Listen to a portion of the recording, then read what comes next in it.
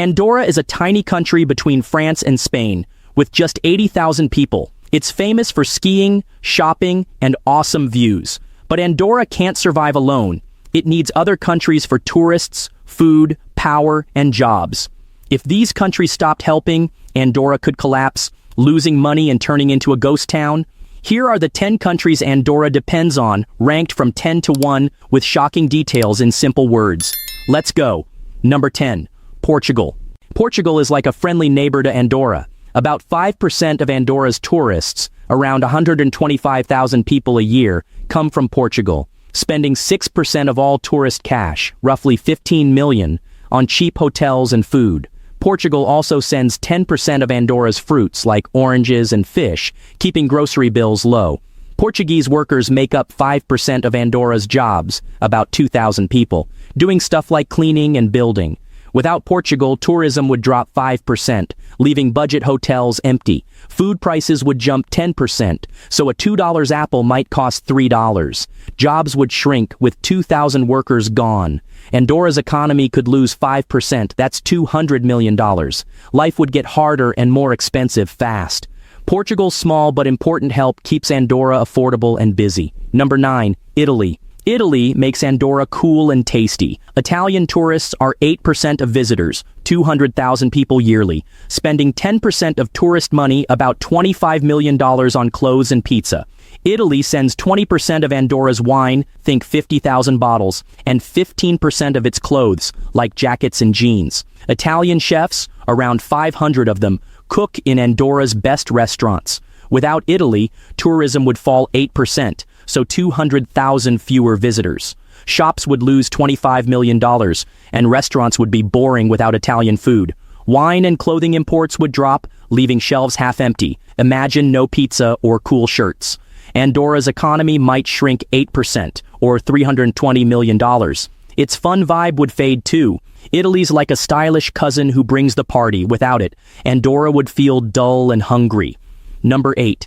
Germany. Germany is a strong helper for Andorra. German tourists make up 10% of visitors, 250,000 people, spending 12% of tourist cash, $30 million, on hiking gear and electronics. Germany sends 15% of Andorra's cars, about 1,500 vehicles, and machinery, like factory tools. German companies also invest $30 million in Andorra's power plants, keeping lights on. Without Germany, tourism would drop 10%, losing $30 million and emptying shops. No German cars or machines would mean old, broken equipment. Businesses might lose 15% of their output. Power could falter, with blackouts hitting 10% of homes. Andorra's economy could shrink 12%, or $480 million, and 1,000 jobs might vanish. Germany's like a tough friend. Without it, Andorra's roads, shops, and homes would struggle big time. Number 7. Switzerland. Switzerland keeps Andorra's money safe. Swiss banks handle 20% of Andorra's savings, about $2 billion, making sure it grows. Swiss tourists are just 3% of visitors, 75,000 people, but they spend 5% of tourist money, $12 million, on fancy watches and chocolate.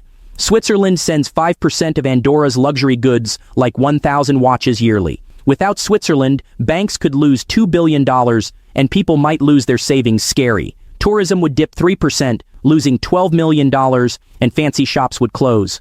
No Swiss goods would mean 5% fewer products, disappointing rich visitors. Andorra's economy could shrink 10%, or $400 million, and its classy image would fade.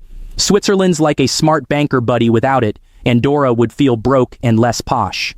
Number 6. United Kingdom. The UK is a big supporter of Andorra. British tourists are 15% of visitors, 375,000 people, spending 20% of tourist money, $50 million, on skiing and shopping. UK companies own 10% of Andorra's hotels and stores, worth $100 million, and employ 1,500 locals. The UK sends 5% of Andorra's food, like tea, and 3% of its cars. Without the UK, tourism would crash 15%, losing $50 million, hotels would empty out, jobs would drop by 1,500, and shops would lose 10% of their stock. Andorra's economy could shrink 15%, or $600 million, and prices would rise fast. The UK's like a rich uncle. Without it, Andorra would be poorer and less busy. Number 5. United States. The United States is like a cool, faraway pal for Andorra. About 5% of tourists, 125,000 people, come from the US each year. They spend 8% of tourist cash, around $20 million, on stuff like jewelry and gifts. US companies put $20 million into Andorra's tech, like computers and apps, making 500 jobs.